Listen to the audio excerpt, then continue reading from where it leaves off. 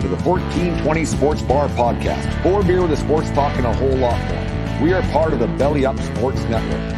Listen in as Brent and Dave invite you to belly up to the bar with them to talk about everything in the world of sports, just like you would do at your favorite watering hole. It's sports, beer, and shenanigans, so belly up to the bar with us, grab a beverage, and let's get into it.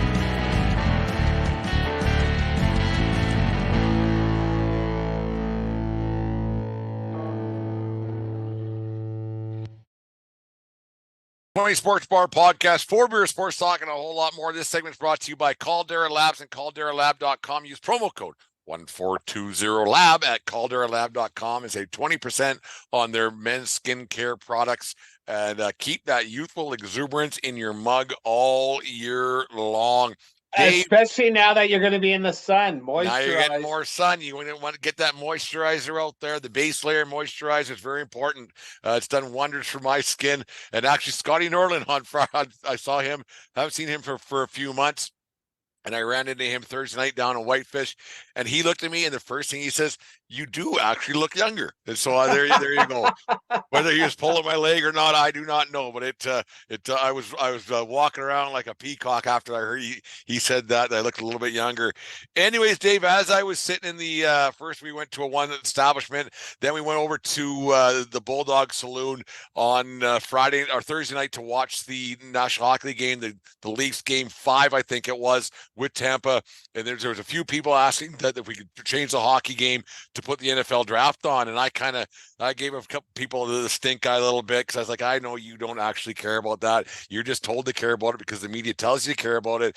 Dave, to a person, and this is to a person, every person who asked about the draft didn't watch 1 second of it, because it is the most overrated, overhyped, ridiculous thing that is in sports.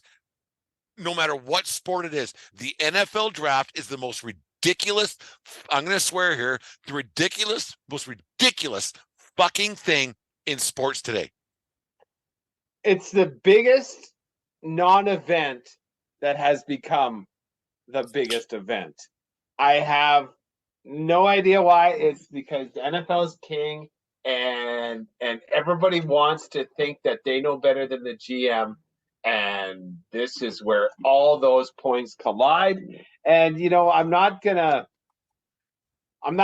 to be careful not to besmirch good friends of our podcast network here. They did shows on it, like 2 dudes. I even logged on with their live. I just typed in and chirped from the background with my keyboard, not my face. They broke it down. They knew what they were talking about. Well, when I say they knew what they were talking about, they knew the players that were being drafted. As far as good pick, bad pick, we're not going to know. We're not going to know until October. We're not going to know until 3 years from now. We're not going to know until they sign a second deal with your team or another team. It's the biggest crapshoot in the world, and it allows all the people who think they know better to get together and talk football.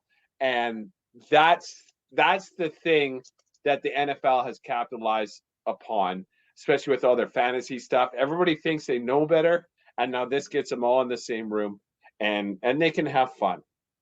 And I got no problem with that, but I just found it funny as I was kind of watching the background, and it got into on Saturday and on to Sunday, and they watching the picks get made, and they go to the war rooms of all these teams, and every GM and all these talking heads and scouts and everything else, they're patting each other in the back like that's the guy they wanted. No, it's not.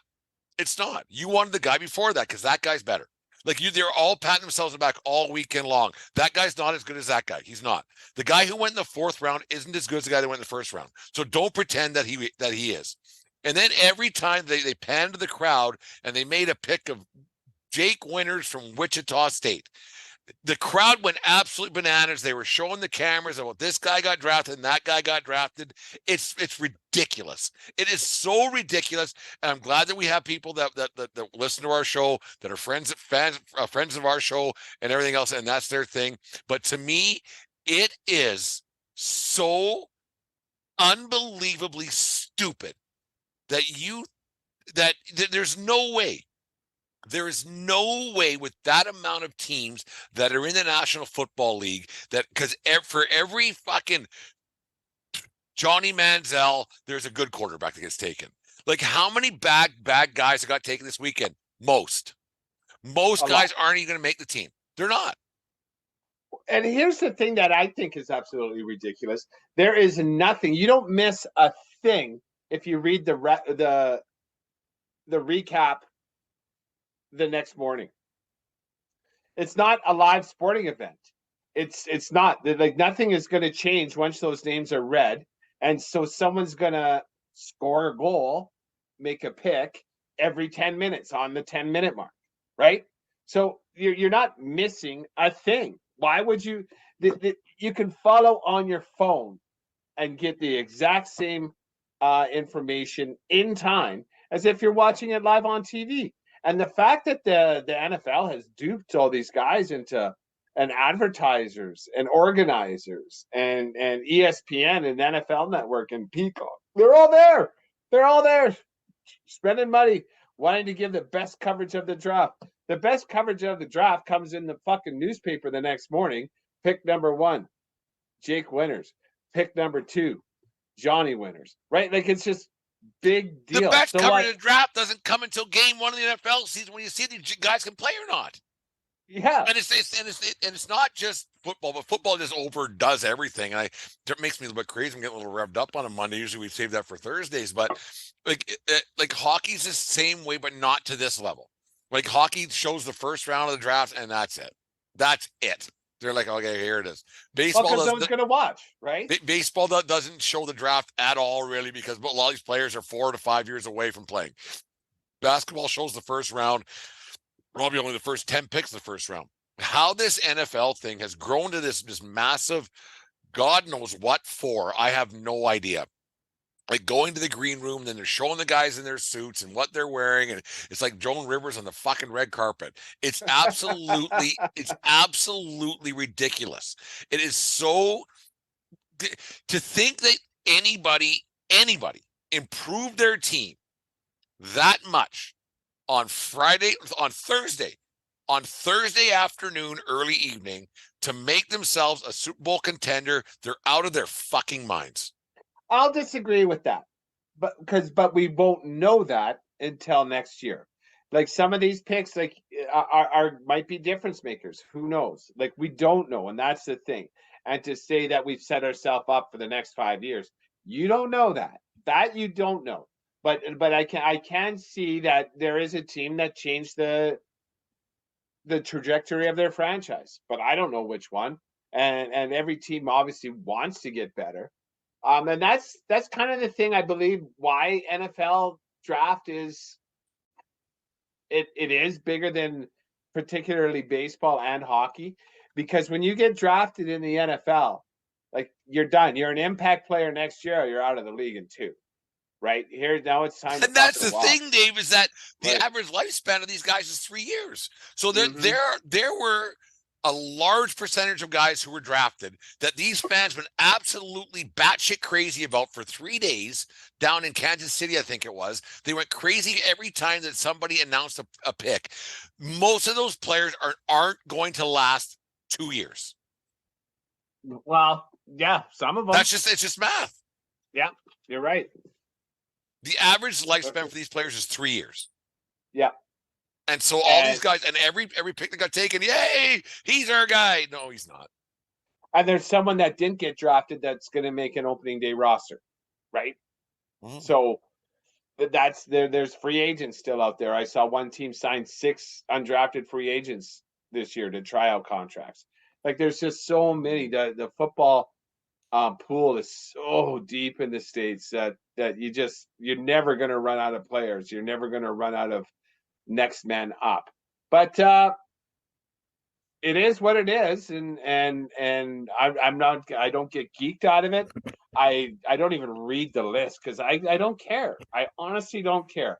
All that matters to me is what's happening on week 1, and then I'm going to see, and then the announcers there are going to tell me where they got drafted and where they played the ball. The one I liked was that kid out of Kentucky. I think it was quarterback Will Levis. Will Levis out of Kentucky. And God. he was supposed to go. That his agent told him he was going to be a top 5 or 10 guy, and he didn't even go in the first round. He ended up going, I think, the second or third round to Tennessee, I believe.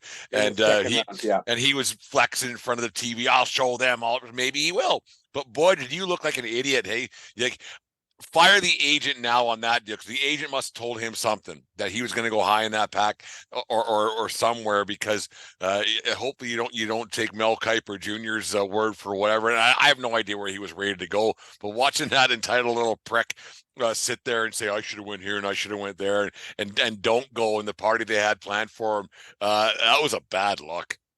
Terrible look. And so I got 2 points to make as to that. One, don't go to the draft unless the team has shaken your hand, looked you in the eye, and say, we're going to take, if you're here's your contract, we're going to take you at 3, right? Like anything later than that, like without a guarantee, you keep your ass at home. Part 2, did they really have to go to him after every pick? Like, I think that's somebody saying, this guy's a cocksucker. Let's make a fool out of him all night long. I really think that. Watch this. Yeah. Like he must have pissed someone off, because, like there's one thing having egg on your face, but then there's having egg on your face in front of X million amount of people. Over and over again. One with the mom, one with the sisters, one with the girlfriend, one with the girlfriend and the mom, and everybody's all decked to the nines and stuff like that. And the next day he's wearing fucking shorts from Sandstore, fucking in front of the TV, and nobody cares. Shot with a fucking Panasonic camcorder from fucking Walmart. Like, fuck off, man. And maybe he'll have maybe that's some motivation for him to become a better player, or maybe he's just not that good. Right? Who knows? I don't know. It's just, and like I said, I don't know enough about the Kentucky quarterback by any means. I don't know, unless you're from the great state of Kentucky, why you would know about the Kentucky quarterback. But it's just the overhype machine that the NFL can produce no matter what. And this is another example of it. And he has the physical skills. I saw the thing. There's some of his tape was on Twitter. He's a physical specimen. He threw it. He hit the crossbar from 50 yards out from his knees. Like that's a gun. That not many guys can do that. But it's not about the tools. It's the I don't think it's even the tool or the toolbox is that 6 inch between your ears nowadays. I think it's a lot more. That's what I'm saying. Yeah. Like he has the tools, he has the physical tools, but now it's the toolbox, right? Like what's going on between the ears? Yeah. Because we've seen physical specimens fail time and time and time again. Year in, year out. There was some taken last year, there was some taken the year before, and some taken the year before that. Kyler Murray, like I'm gonna say him right now, right? Like he's a difference maker when he's scrambling and stuff like that, but ask him to run an offense consistently and get to the third, fourth option, he simply can't do it. And that's why they're failing. And that's why I don't think he's gonna have a lengthy career in the NFL. Doesn't need one with the money he got. But anyways, the draft, it just made, like, I was noticing a lot because people were asking for the draft to be put on certain TVs when we had hockey games on, and then all of a sudden they weren't, like, they didn't watch 1 second of it. It was just they had a T-shirt on or a hat and wanted to watch because it's the hype machine, so you're supposed to, and not because you're supposed to, because all their buddies are going to go, did you watch the draft? No, I followed along on my phone. What'd I miss? Nothing. Nothing. Oh, you should have seen the way they read out the name on pick 4. Oh, you should have seen Goodell's suit with no tie. Jesus. Right, fuck, who cares? Anyways, it just makes me laugh. Anyways, the 1420 Sports Bar Podcast, 4 Beer Sports, talking a whole lot more. This segment was brought to you by CalderoLab.com and Caldera Lab. Use promo code 1420LAB for 20% off their men's skin care products today, and keep that youthful exuberance in your mug all year long.